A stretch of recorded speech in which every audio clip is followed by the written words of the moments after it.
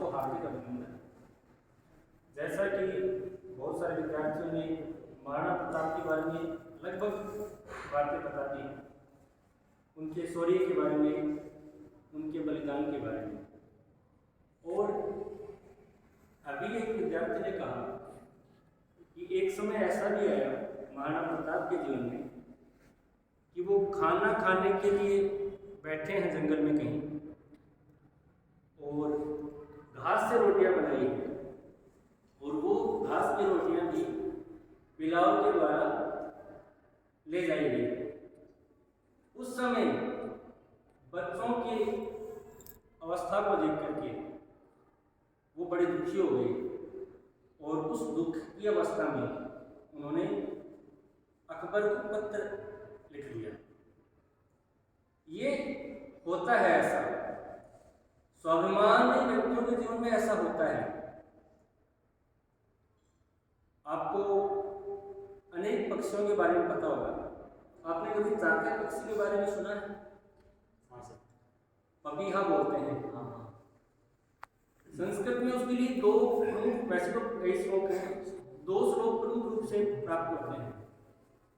एक एव खगोमानी वने मस्ती चातक है विपासितो अमृते यास्ते व पुरंदर।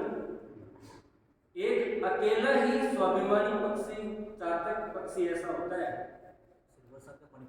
हाँ, जो या तो प्यासा ही बन जाता है या फिर सीधी इंद्र से प्रार्थना करता है। पुरंदर का मतलब होता है इंद्र।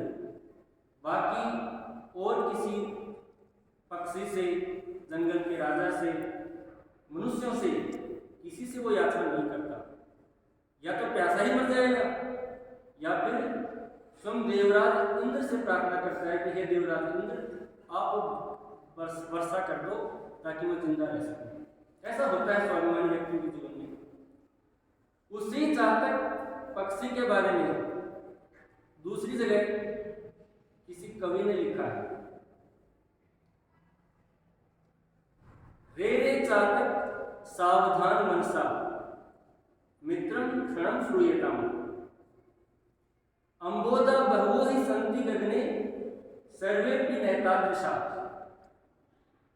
केचित् वृष्टि विराधयन्ति धरणी केचित् रजन्ति वृथा यम यम पश्यसि तस्य तस्य कृतो मां ब्रूहि दीनम वचन।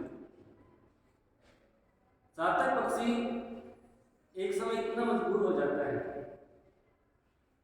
जो स्वाभिमानी पक्षी किसी से प्रार्थना नहीं करता, जो प्यासा ही मर जाता है और जो स्वयं इंद्र से प्रार्थना करता है, ऐसा स्वाभिमानी पक्षी भी एक दिन आकर के इतना मजबूर हो जाता है कि वो आकाश में दिखने वाले प्रत्येक बादल से याचना करना शुरू कर देता है। तब उस पक्षी को समझाया गया है कि हे चातक पक्षी, प्रत्येक बादल को याचना मत कर।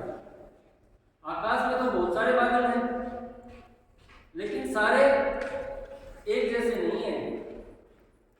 कुछ वृष्टि करके पृथ्वी को गीला कर देते हैं और कुछ बादल ऐसे होते हैं जो व्यर्थ में ही गरजते रहते हैं। इसलिए हे चातक पक्षी, तुम हर एक बादल से प्रार्थना मत कर। तो इस उदाहरण को प्रस्तुत करने का मेरा उद्देश्य ये है कि स्वाभिमानी व्यक्तियों के जीवन में ऐसा आता है, एक क्षण ऐसा आता है जब वो मजबूर हो जाते हैं। उस समय उनको कोई न कोई व्यक्ति ऐसा होता है जो उनको सहारा देता है, उनको समझाता है, और फिर वापस वो अपनी यथास्थिति को प्राप्त कर लेते हैं। तो ऐसा ही महाराणा प्रताप के साथ हुआ। तो गुणी व्यक्तियों के पास, स्वाभिमानी व्यक्तियों के पास साथ ऐसा हो जाए, ये स्वाभाविक सी बात है। जो व्यक्ति लालची हैं,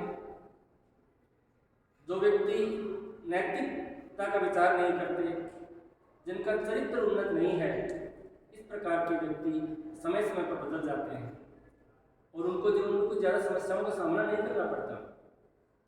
जिसमें स्वाभिमान सिंह जो है, आज उनके ऊपर बड़े बड़े स्टेडियम बने हुए हैं। ये भी तो क्षत्रिय राजा थे, चाहे चाहते तो युद्ध कर सकते थे। टोडरमल आदि बहुत सारे ऐसे व्यक्तियों को भेजा गया था, मानसिंह को भी भेजा गया था समझाने के लिए। मानसिंह तो शायद 2 बार गए थे, टोडरमल गया था कि अकबर को महाराणा प्रताप को समझाया जाए, लेकिन वो नहीं माने और अंत में मजबूर होकर के उन्होंने ऐसा लिखा। वो अपने लिए नहीं लिखा है ना, बच्चे को मजबूर देख करके उन्होंने ऐसा लिखा। तो स्वाभिमानी व्यक्ति के जीवन में ऐसा आता है। अगर आपको स्वाभिमानी बनना है तो ऐसी परिस्थिति के लिए तैयार रहना सीखना होगा, तभी आप अपने स्वाभिमान को बचा पाएंगे, वरना नहीं बचा पाएंगे। धन्यवाद।